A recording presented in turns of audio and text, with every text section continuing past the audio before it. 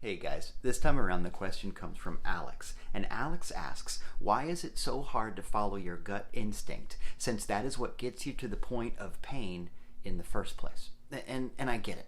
We talk all the time about listen to your guidance. You've got this Jiminy Cricket conscience inside that'll tell you what to do. Follow your heart, follow your bliss, do that kind of a thing. And we get it. It's the plot of every movie. It's kind of a universal thing. And it's really true.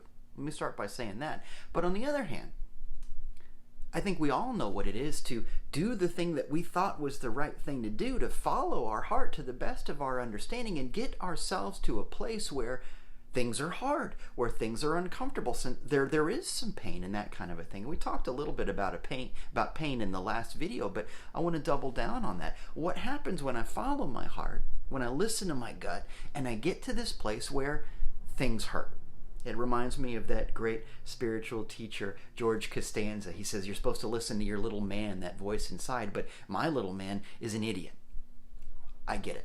So, okay, let's boil all that down. The question is, should I go with my gut? And the answer is yes, absolutely, and always you should. There is nothing outside of you that knows what to do better than what you got going on inside. That's table stakes. That's the basic idea, right? But here's the catch. I'm talking about listening to your heart. I'm not talking about listening to your ego or your expectations or all of that. And there's a difference between head stuff and heart stuff. It's kind of a universal thing, right? Here's how it works. This is something that I've talked about before, but it bears repetition, right? Your desires in your heart, your calling, is to your life. Your calling is to your life what your cravings are to your body. Sound familiar?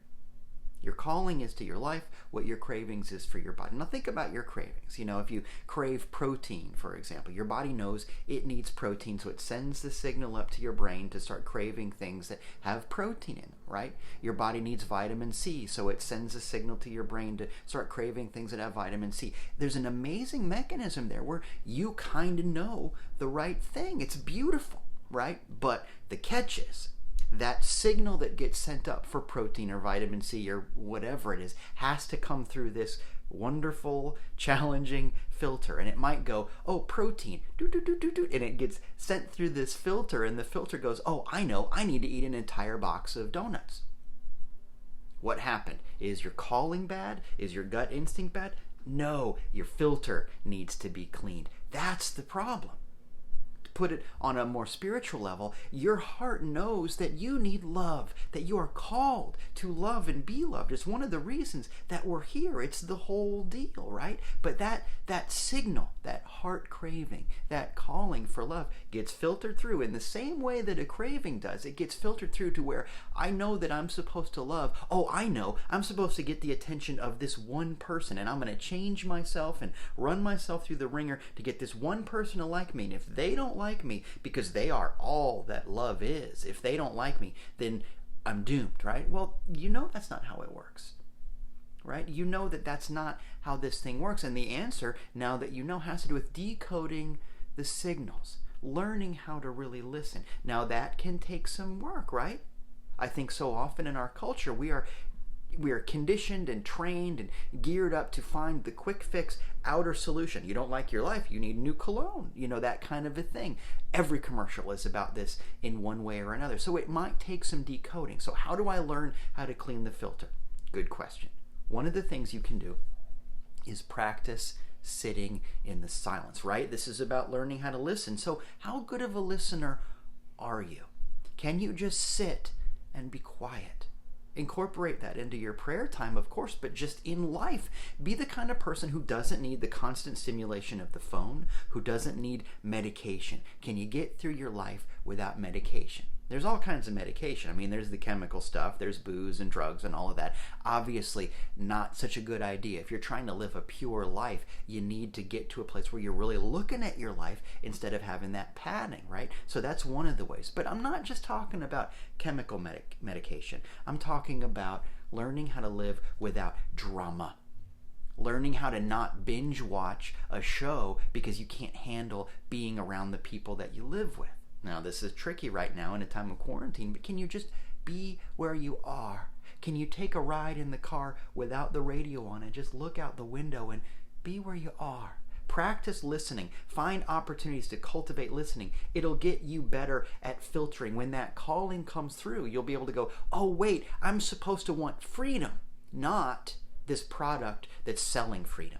You see the difference? I'm supposed to want love, not the attention of this one person because they are compatible with my ego's idea of love. That calling gets filtered through all kinds of past experience, ego expectations, emotional baggage, and all of that. So learn how to cultivate silence. That's one thing you can do. And also, when you feel a heart craving, when you feel a calling, ask yourself, am I looking for an idea or a thing? Right? In other words, the idea is something like freedom. The thing is something like that one El Camino, right?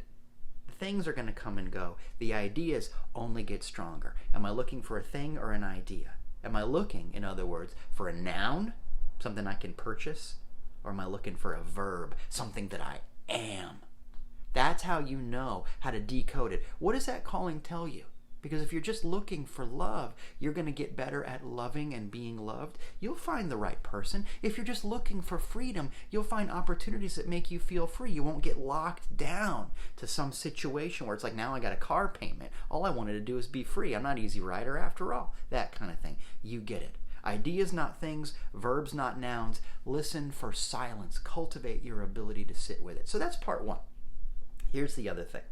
I want you to know that if you listen to your heart, if you follow your gut, and it leads you to a point of discomfort, that doesn't mean that you did it wrong. Because here's the deal, as you've heard me say a million times, your comfort zone is highly overrated. You're not here to settle into this insulated bubble of everything meeting your ego expectations. You're here to have your ego challenged. You're here to get out of the way of something bigger, and sometimes that means getting out of your comfort zone. We talked about this last week, remember? So it is absolutely possible and even probable that if you really follow your heart, you're going to get to a place that requires you to stretch. That doesn't mean that if you're supposed to love, that you're supposed to love a dysfunctional person. That's not what I'm saying. You know that that's not what I'm saying, right? It does mean that you might be called upon to love and find out that your old ideas of love have got to go. Look, we've never been promised a smooth ride. Sometimes a bumpy road is exactly what we need because there's some stuff that needs to get dislodged and left by the side of the road. And sometimes that's the only way that that happens. So, first of all, listen to your heart, not your mind.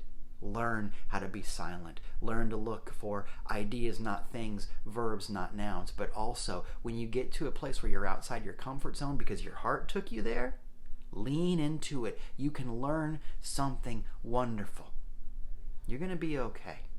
We together are going to be okay. You got this.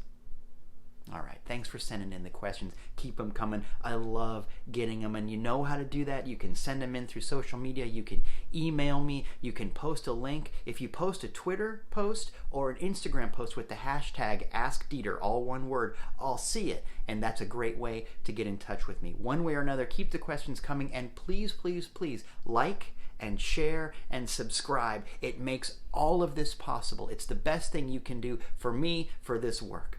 So keep it coming. See you soon.